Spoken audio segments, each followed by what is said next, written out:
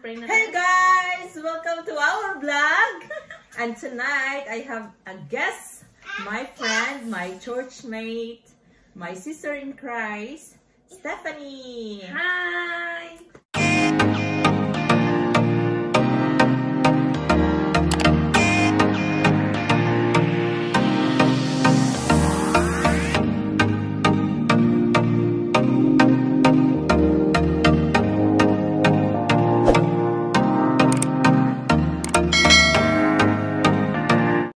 Tonight po is our first mukbang ever. So, let's introduce our food.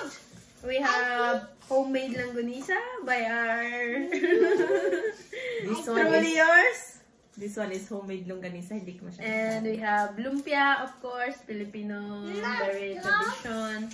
We have adobo, chicken adobo. Yes. And it's look very delicious. And we have rice, of course, hindi mawawala sa Pilipino.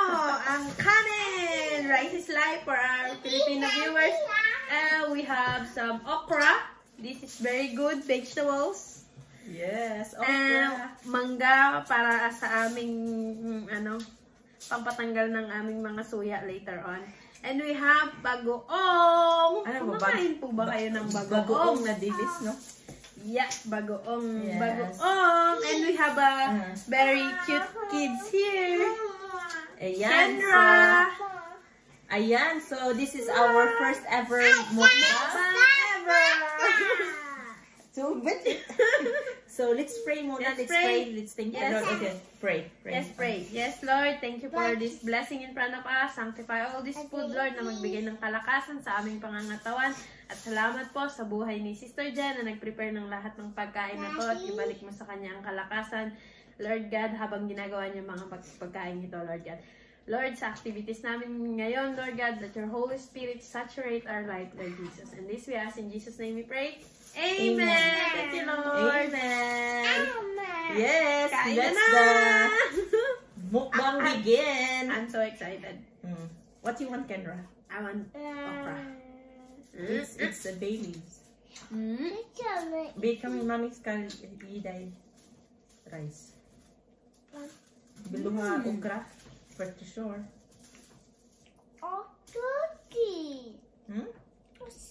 Bagoong was really good. We washed our hands, guys. Chicken? Chicken daw. We have our mukbang in our Corona team, so we have social distancing. Yeah, as you can see, we have space in the between.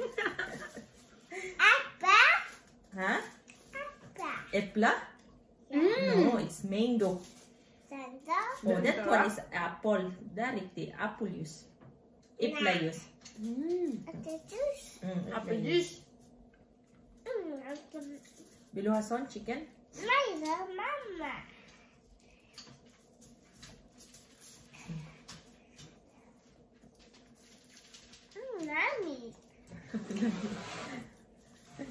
Lami.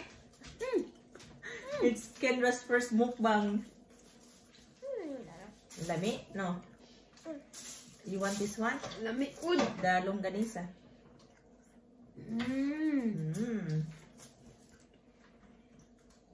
Mommy loves okra.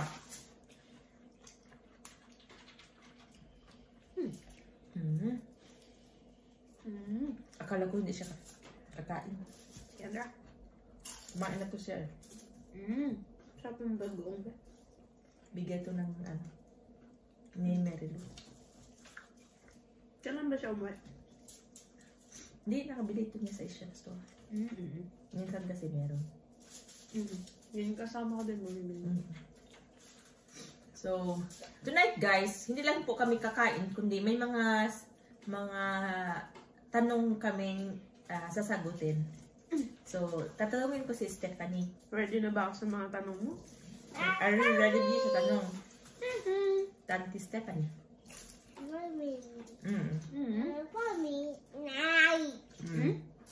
Doon si Doanda.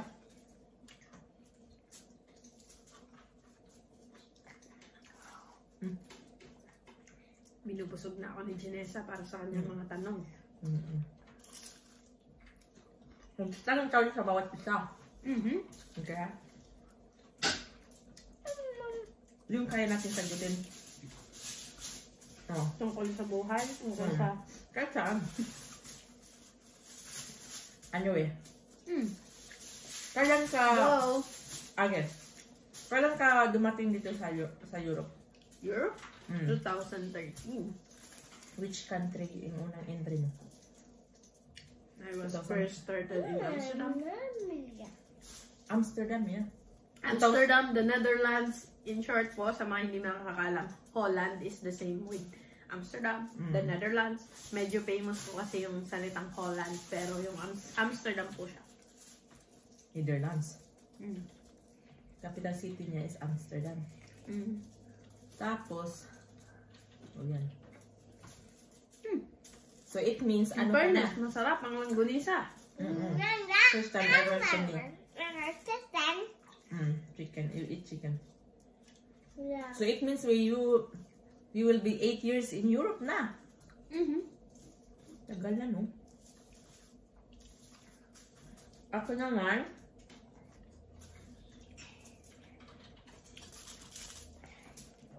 I arrived in Europe in 2008. 2008, my first entry was in Denmark. Wow. I lived in Denmark for 1.5 years. Nag-au-pair po ako doon. Ako din po ay nag-au-pair 5 years. Sa 3 bansa. Same with me. Amsterdam, Denmark, and Norway. Ako naman is first sa Denmark, tapos nag-Norway ako, tapos nag-Belgium. 3 country ako nag-au-pair. It was really a nice experience. Kung hindi nyo po alam yung au-pair, generally po, yun yung culture exchange ng pagkakataon ng mga girls or boys from the Philippines na pag-aaralan nila ang culture in Europe. Program po siya na sa iba't ibang bansa is ibang duration. Ang Amsterdam po, 1 year. Ang Switzerland, 1 year. Ang Denmark, Norway, 2 years. 2 years siya. Pero before, nung panahon ko, 2008, 1.5 year din. Lang. Tapos nung 2010 yata or 11, naging 2 years. Titira ka pa ng okra. Kain mo, kinain ko lahat. Siyempre, dito yung aking dunakis. Sarap kumain pag may kasabay, no? Kaya guys, kailangan talaga daw may partner sa life.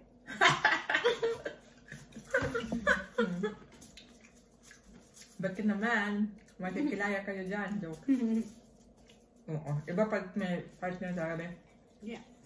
Kaya uutos naman po yun sa Bible na kailangan natin ng partner sa buhay. Wala namang nangarap mag-isa, di ba? Human is an island, guys. May iba na ano yun ba? Yung talagang nakadestin na silang maging mag-isa. Sabi niya, okay daw. Ginanong. Ang aming cute vlogger, check niya po ang aming ano tawag dito? Tablecloth kung nahulog-hulog. Aming foil. Ayun. Ikaw, may tanong ka ba, be? Sa akin. Para sa'yo, ano ang pinakamagandang lugar sa Europe? Siyempre, Norway. Para sa akin, ang parang feel at home ako na parang I feel na sa lahat na napuntahan ko na sa Belgium, sa Denmark, or dito, ang Norway ang the best na country. Kay mama yan. Kasi dito ko na naranasan yung yung hindi ba yung na homesick. Tapos dito ako nakakilala ng love of your life. Love of my life. At saka higit sa lahat, ito ako nakilala ng Panginoon. So, ito yung best place to live. And of course, tingnan mo yung kanin mo sa kanin ko. Norway is a land of flowing honey, milk and honey. Yeah. Very blessed country talaga. Amen. Agree. We are so blessed. Actually, hindi ko naman pinapangarap na dito ako titira. Hindi ko din pinapangarap na dito ako mag-asawa. It just happened na this is what the Lord has destined for me. That's nice. Diba? Kaya, ayun. How about you, babe? Ano yung country na para sa'yo ang best for you? Akin din po, Norway. I live in Amsterdam for 1 year, Denmark 2 years. But now, I living in Norway almost 4, magpa-5. And nag-student po ako dito kasi Norway really captured my heart. In terms of nature, and yung economical status nila. And higit sa lahat, kasi po, as I am a nurse in the Philippines and may chance talaga na magamit dito yung mga nursing profession out there. Parang ito yung mas may open door sa Europe. Of course, meron din po sa Germany. Sa lahat naman may open ng nursing field. Pero dahil nandito na ako, nagustuhan ko talaga yung Norway. Kaya po, ito lang din yung country na nagstay ako longer. And sa tulong din ng Lord. Ano yung what make you decide na maglipat bansa or mag-ibang bansa? Wow. That's gonna top question, of course. Of course, siyempre lahat tayo ninais mag-abroad dahil anong pinaka-aim natin? Gusto nating magkaroon gusto natin yumaman, to be rich. Yun naman po talaga yung goal nating lahat. No? Pero ako po, isa yun, of course. Lahat tayo, yun yung mentality. Kaya tayo nag-abroad, gusto natin yumaman. Pero ang nagpa-motivate din sa akin na mag-abroad is yung mga kaibigan ko kasi nag-au-pair din sila sa Netherlands. Lahat kami nursing, pero pag nag-au-pair ka, usually sa bahay yung trabaho. Malaking adjustment, pero it's nice naman kasi makakapagpasyal ka sa Europe. Maganda naman po kasi ang Europe. Yun ang nagpa-motivate sa akin. Gusto kong yumaman. All of us are aiming to be rich. Kaya tayo aalis sa ating bansa. Dahil ang ating bansang Pilipinas, alam nyo naman po ang economic status natin.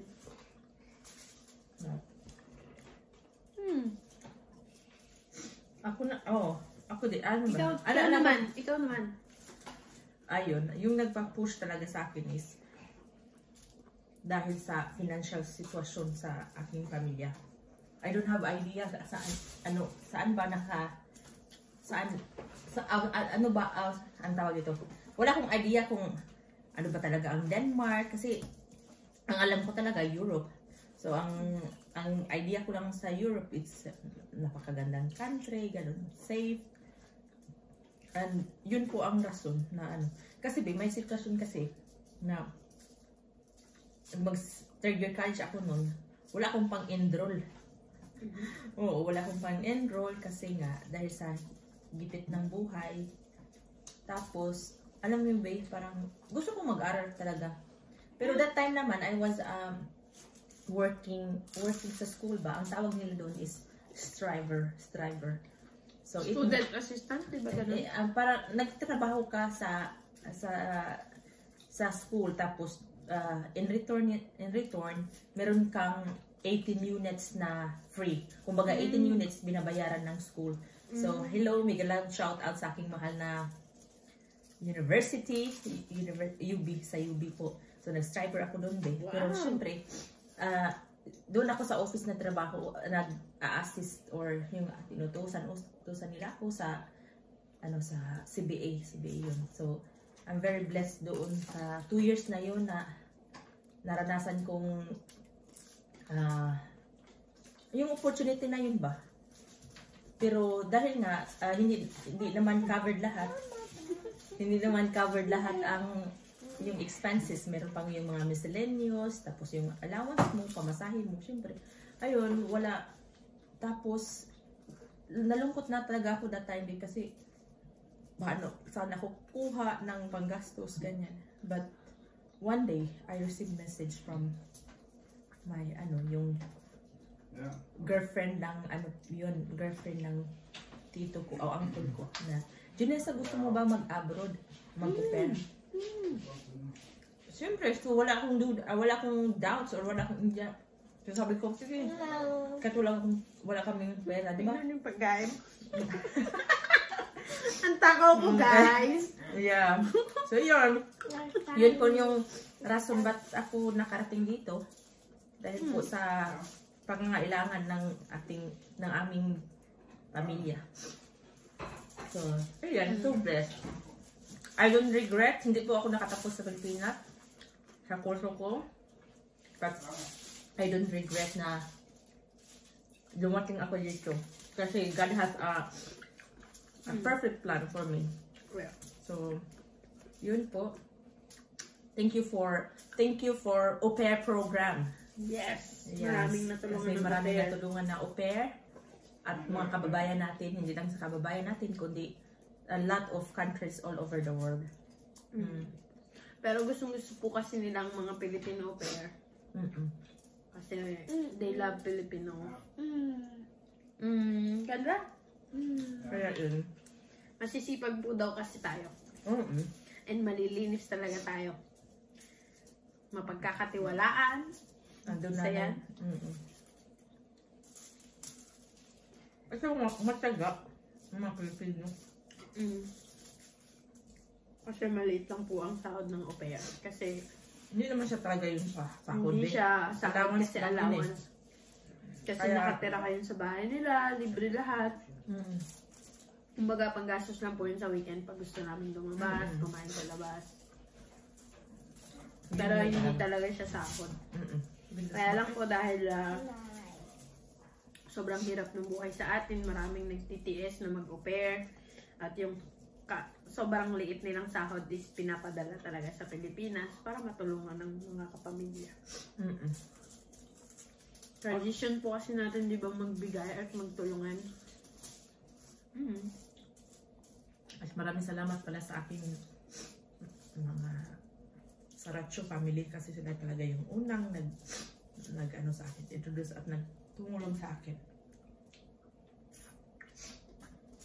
Sarap! Ayun, sarap na aming Tingnan nyo ang kabilang bahagi ng mundo.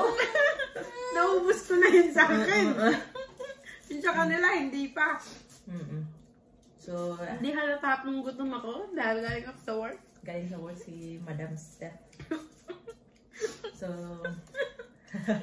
So, kain construction worker kami. oo. Ako lang pala. Matagal na kasi din kami Silang mag-ina is hindi pa nakakaubos. While on the other side. Juice. Ayun. So, ayan. Masarap kumain pag may kasama, guys. Kaya, May ayun. kasama. May hugot ka? May kasama si Steph. May kasama ka naman, din. Single pa po kasi ako. Single pa daw siya, no boyfriend since birth. Ang kaibigan ko, may junak na sobrang ganda. Glory to God. Sobrang cute na bata. Our future vlogger. Vloggers. Hold properly. Ba, alam mo kung saan ako nasarap na kain? Sa bagoong. You want more? Rice. I want more rice. I will get it. Ako na. Yes. Hi guys.